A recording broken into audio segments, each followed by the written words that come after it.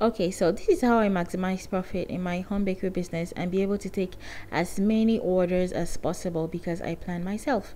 So this week I had, this was about 2 weeks ago, yeah. So this particular week I had about 12 cakes, about 15 cakes in the week, yeah. But you know how the cake business is, right? You can have maybe no orders on Tuesday, no orders on Wednesday, but on Saturday you have 10. So this is how I plan myself so I can be able to do all 10 cakes in one day and have them be fresh and be well made with all the attention to details. I don't have to rush anyone, and I'm still able to take on last minute orders. And I still had a wedding cake for this week, guys, that I made and delivered. So let's get started. So the first thing is, on Mondays I don't work. So this was on Tuesday morning. I wake up in the morning and I write down all my orders. I have a journal where like I can categorize my orders. For example, I write them down by Monday to Sunday, right? I write the orders from Tuesday to Sunday because I don't work on Mondays. Yes, and then for each order I go back and then I start to write what I need to do. For example, fix boxes. This is on a Tuesday. I'm going to first of all write it on the wall. I have a board on my fridge. You can buy this board on Amazon. I'm going to leave the link for you in the description box below, right? This really helps you. I have 2 of them, in fact, right? So I'm going to write down my orders from Monday. For example, this day I didn't have, Monday I wasn't working because I don't work. On Tuesday, this is on Tuesday, I had nothing to do. So this particular day I was writing this was on Tuesday. I do all of my plannings on Tuesday. So on Wednesday I had no cake. On Wednesday I had 1 cake. On Friday I had about 6 cakes. It couldn't fit in here, so I had to put it on the next one. On Saturday as well I had about 7 cakes. I had 2 double-tiered cake. Like, I like to see that little drawing there, it indicates double-tiered because that way I don't forget and I don't mix things up. It just makes it easy once I glance on the board. This board makes your life easier as a cake decorator, and you need to do it, right?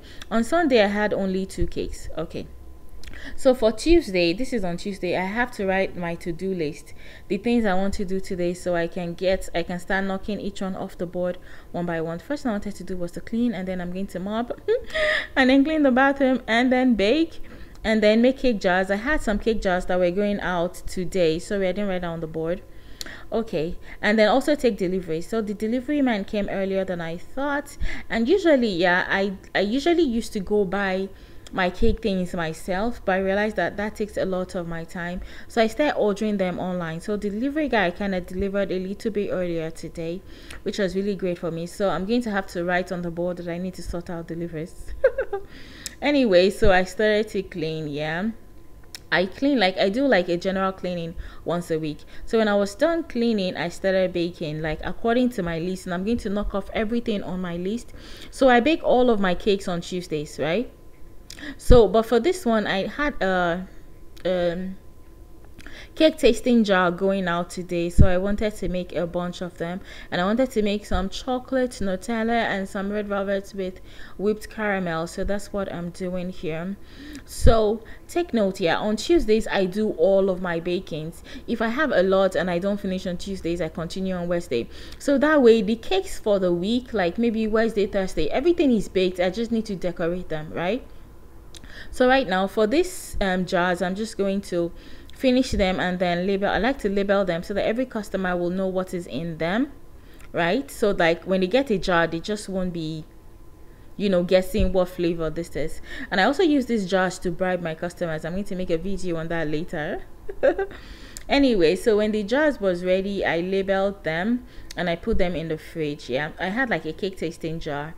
I give if you want to taste my cake, I have a box I sell for 40 euros that I ship to each customer, and also every customer that comes gets a free cake jar usually.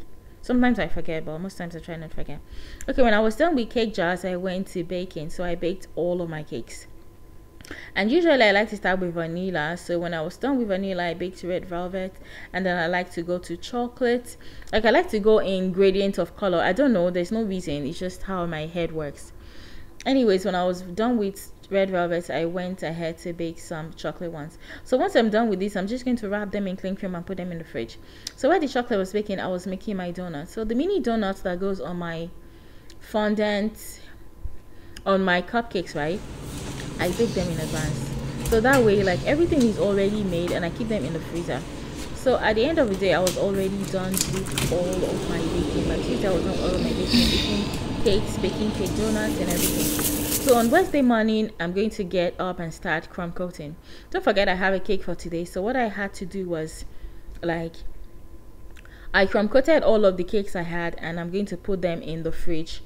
So I'm going to look at the design, look at the flavor, like, you know, just take a look at my list of what cakes I have and then start to crumb coat. Okay, so if you look at this cake board I'm using, right, it has like a rod in the middle that comes with it. So if you want to buy this cake board, it makes your cake extra stable, and this is what I use for all of my cakes because I like to do really tall cakes. You guys already know.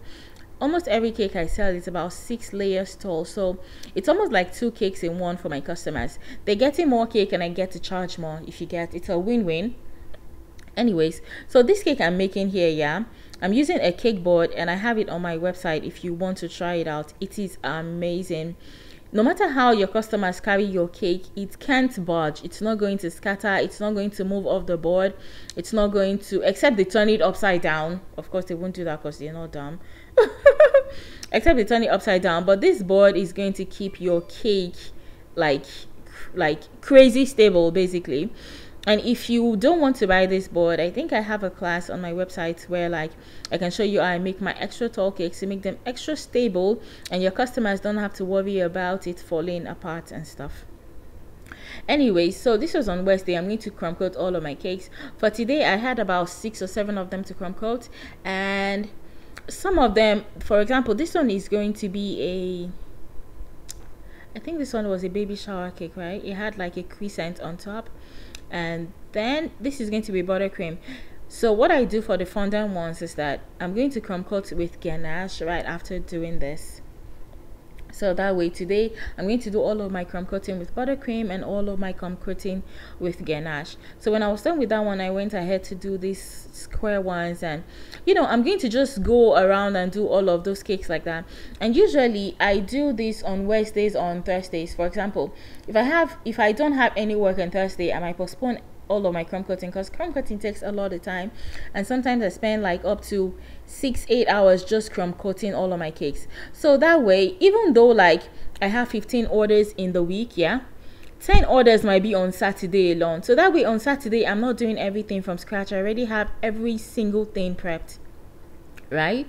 So what I like to do after doing all of my crumb coat is, this is going to be a fondant cake, so I'm just going to finish it and then put it in the fridge.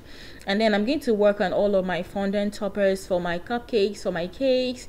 If I need to color any fondants, any of those things, I like to do that on Thursdays because usually, yeah, I have like maybe very few orders on Tuesday, Wednesdays and Thursdays.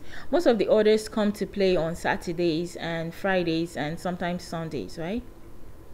Okay, so that way before the weekend is where most of the work is. Before the weekend, you've done like the majority of the work you have to do. So during the weekend, when, let's say for example, on a day you have 10 cakes, right?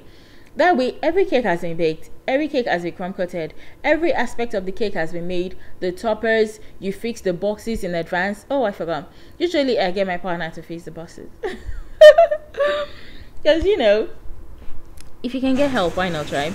So all of my cakes are crumb coated, the buttercream, the ganache, everything is well done, including the mini cakes that go in my cake cupcake set. And I have some remnant cakes that I like to make in advance in case somebody wants a last minute cake. So I'm just going to take those and put them in the freezer because the freezer keeps them, you know, really stable. So moving on to these cakes, right? These are my bento cakes. I sell a lot of this, right? And I make a lot of money off of this. If you want to see how I make my bento cakes, I have a class. I'm going to leave the link for you in the comment section below so you can buy that, right?